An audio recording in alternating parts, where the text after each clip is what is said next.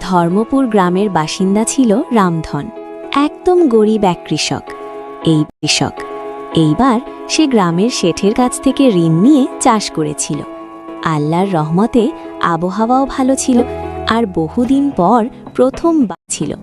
পুরো পরিবারে নতুন করে এক আশার আলো জ্বলে উঠেছিল। দেখো সুনিতা, এইবার কত ভালো ফসল হয়েছে। আল্লাহ আমাদের কথা শুনেছেন। মনে হচ্ছে আর বাচ্চাদের না খেয়ে ঘুমাতে হবে না। হ্যাঁ রামধন, এইবার তোমার পরিশ্রম সার্থক হলো।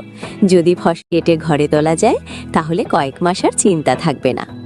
বাবা, এইবার কি আমরা স্কুলে যেতে পারবো? অবশ্যই পারবে বাবা।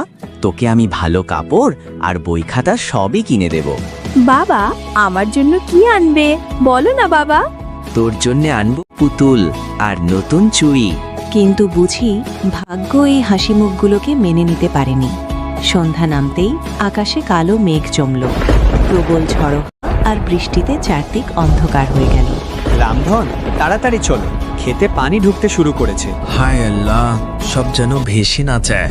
মাঠে পৌঁছে রামধন যে দৃশ্য দেখল তাতে তার বুক হুহু করে উঠল। পুরো ক্ষেত পানিতে তলিয়ে গেছে, সব ফসল ডুবে। এখন বাচ্চাদের কি খাওয়াবো বলো?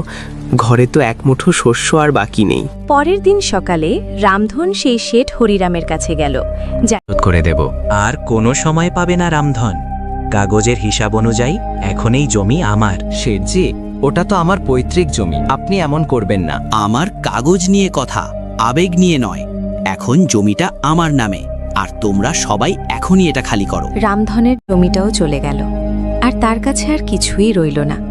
না তার কোনো জমি আছে, না টাকা, না কোনো আশ্রয়। সুনিতা, জঙ্গলের দিকে যাই, হয়তো ওখানে কোথাও লুকিয়ে থাকার একটা জায়গা পাওয়া যাবে। ঠিক আছে রামধন, যেমন তোমার ইচ্ছা।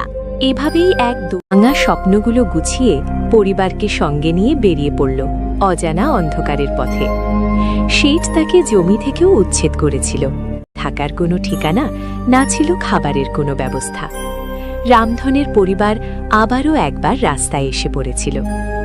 বৃষ্টি তখন। তা ভেবে কোনো লাভ নেই।